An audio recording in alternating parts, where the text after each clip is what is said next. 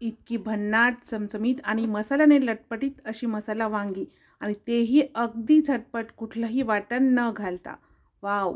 नमस्कार मैत्रिणींनो, सिंपल मेजवानी मराठीमध्ये आज आपण सकाळच्या घाईमध्ये अगदी झटपट तयार होणारी मस्त भन्नाट आणि चमचमीत मसाला वांगी करणार आहोत. करायला खूप सोपी आहे. चवीला इतकी भन्नाट लागतात ना, की ज्यांना वांगी आवडत नाही ते सुद्धा बोटे चाटून पुसून खातील. 4 व्यक्तीसाठी आपण ही मसाला वांगी करणार आहोत. त्यासाठी इथे 400 ग्रॅम छान कोवळी आणि काटेरी वांगी घेतली आहेत. आता ही वांगी आपण कापून घेणार आहोत. इथे मी वेळेने कट करणार आहे. तुम्हाला हवं असल्यास तुम्ही सुरीने कट करू शकता. वांग्याचा जो देठाचा भाग असतो ना, तो अशा पद्धतीने कट करून घ्यायचा. त्यानंतर वांग्याचं देठसुद्धा अर्धं कट करायचं आणि वांग्याला मधामधून अशा पद्धतीने कट करून घ्यायचं. वांगं किडलेलं वगैरे आहे का ते पाहून घ्या. अशा पद्धतीने सगळी वांगी आपण इथे कट करून घेणार आहोत. वांगी छान कोवळी काटेरी घ्यायची आहेत. वांग्यामध्ये जर बिया असतील तर भाजी कडवट लागू शकते. आता एका भांड्यामध्ये भरपूर पाणी टाकायचं आणि या पाण्यामध्ये आपण टाकणार आहोत थोडंसं मीठ. मीठ टाकून पाण्यामध्ये मिक्स करून घ्यायचं आणि या मिठाच्या पाण्यामध्ये कट केलेली वांगी टाकायची, म्हणजे वांगी काळी पडत नाही.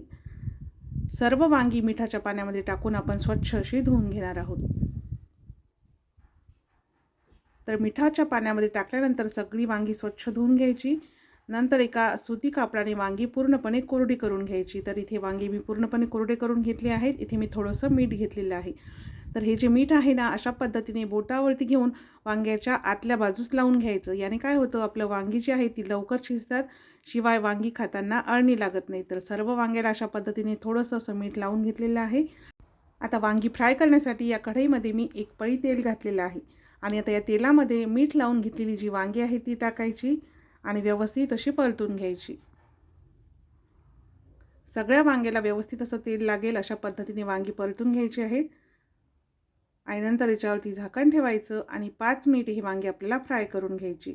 गॅसची फ्लेम मीडियम ठेवायची आहे आणि मधामध्ये 1-2 वेळेस वांगी हलवून घ्यायची, म्हणजे वांगी सगळ्या बाजूने व्यवस्थित अशी फ्राय होतील. ही वांगी आपल्याला पूर्ण नाही तर 50% तरी शिजवून घ्यायची आहेत. तर एक वेळेस वांगी हलवून घेतली, पुन्हा झाकण ठेवलं. तर पूर्ण 5 मिनिट ही वांगी इथे फ्राय करून घेतली आहेत आणि तुम्ही इथे बघू शकता वांगी सगळ्या बाजूने व्यवस्थित अशी फ्राय झाली आहेत आणि 50% आपली वांगी शिजलेली आहे. तर आता ही वांगी काढून घेऊया.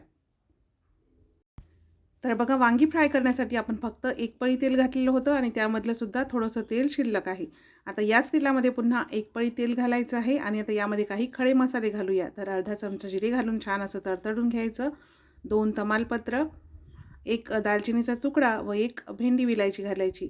सगळे खडे मसाले व्यवस्थित असे परतून घ्यायचे आणि इथे एका मोठ्या कांद्याची मी पेस्ट करून घेतली आहे. कच्च्याच कांद्याची पेस्ट करून घेतली आहे. तर ती पेस्ट यामध्ये टाकूया आणि कांद्याची पेस्ट मस्त लालसर रंगाची होईपर्यंत परतून घ्यायची. तर बघा, कांद्याची पेस्ट व्यवस्थित अशी परतून झालेली आहे. तर आता यामध्ये 1 मोठा चमचा भरून आलं आणि लसणाची पेस्ट टाकायची आणि ती सुद्धा व्यवस्थित अशी परतून घ्यायची.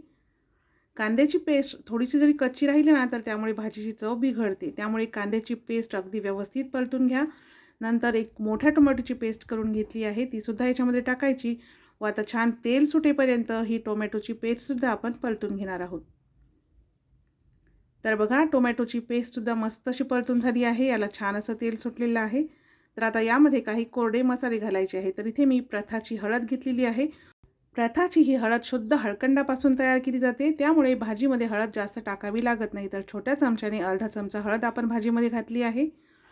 त्यानंतर इथे मी प्रथाचीच धनेपूड घेतली आहे. तर 1 मोठा चमचा भरून धनेपूड आपण भाजीमध्ये घालणार आहोत. त्यानंतर आपण भाजीमध्ये टाकणार आहोत लाल तिखट. तर इथे मी प्रथाचंच लाल तिखट घेतलं आहे आणि 4 व्यक्तीच्या भाजीसाठी 1 मोठा चमचा भरून लाल तिखट मी यामध्ये टाकणार आहे. या तिखटामुळे भाजीला रंग आणि चव दोन्ही खूप छान येतात. आता सगळे मसाले व्यवस्थित असे परतून घ्यायचे. प्रथाची हळद, तिखट, धनेपूडमुळे भाजीला रंग आणि चव दोन्ही खूप छान येते.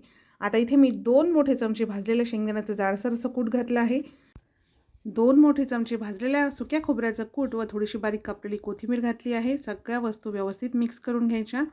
जास्त वेळ परतायच्या नाही, फक्त व्यवस्थित अशा मिक्स करून घेऊया. आणि आता यामध्ये टाकूया 1 वाटी भरून पाणी.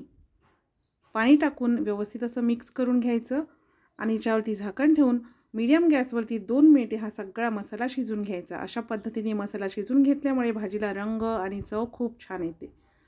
तर मीडियम गॅसवरती 2 मिनिटे हा सगळा मसाला शिजवून घेतला. बघू शकता मसाला छान असा शिजला आहे आणि याला मस्त असं तेल सुटलेलं आहे. आता यामध्ये 1 चमचा कसुरी मेथी अशा पद्धतीने हातावरती चोळून घालायची. कसुरी मेथी जर तुम्हाला आवडत नसेल तर नाही टाकली तरी चालेल. आणि अर्धा चमचा गरम मसाला, जो कुठला गरम मसाला, काळा मसाला, कांदा लसूण मसाला तुम्ही वापरत असाल तो मसाला घालायचा आहे. व्यवस्थित मिक्स करून घ्यायचं.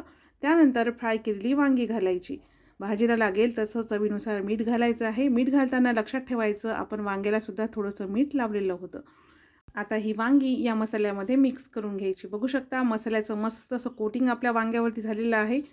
मसाल्याने छान लटपटीत अशी आपली वांगी झाली आहेत. तर आता भाजी शिजण्यासाठी यामध्ये टाकायचं आहे गरम पाणी. भाजीमध्ये थंड पाणी टाकायचं नाही, त्यामुळे भाजीची चव बिघडते. भाजी तुम्हाला कितपत पातळसर किंवा सरसरीत हवी आहे त्यानुसार तुम्ही यामध्ये पाणी टाकून घ्या. 50% आधीच आपली वांगी शिजलेली आहेत. तर भाजी सरसरीत होईल इतकं पाणी मी यामध्ये घातलं. झाकण ठेवून मीडियम गॅसवरती भाजी शिजवून घ्यायची. मीडियम गॅसवरती साधारण 5 ते 6 मिनिट ही भाजी शिजवून घेतली. कारण आधीच आपले वांगे 50% शिजलेले असल्यामुळे भाजी शिजण्यासाठी जास्त वेळ लागत नाही. आणि बघू शकता किती मस्त तर्रीदार अशी आपली भाजी झाली आहे आणि मस्त सरसरीत अशी भाजी झाली आहे. वांगीसुद्धा मस्त अशी शिजली आहेत. तर आता सगळ्यात शेवटी बारीक कापलेली कोथिंबीर घालून मिक्स करायचं आणि इथे तयार आहे सकाळच्या घाई गडबडीमध्ये अगदी झटपट होणारी मस्त चमचमीत आणि भन्नाट अशी मसाला वांगी. ही मसाला वांगी करायला तर सोपी आहेच, पण चवीला इतकी भन्नाट लागते ना की ज्यांना वांगी आवडत नाहीत ते सुद्धा बोटे चाटून पुसून खातील. सिंपल मेजवानी मराठीमध्ये मी अशाच छान छान रेसिपी सोप्या पद्धतीने तुमच्यासोबत शेअर करत असते. त्यासाठी सिंपल मेजवानी मराठीला सबस्क्राईब करून बाजूचे घंटीचे बटन प्रेस करा, जेणेकरून मी जेव्हा कधी नवीन व्हिडिओ अपलोड करेल त्याचं नोटिफिकेशन सगळ्यात आधी तुम्हाला मिळेल. चला तर मग भेटूया पुन्हा एका नवीन रेसिपीसोबत.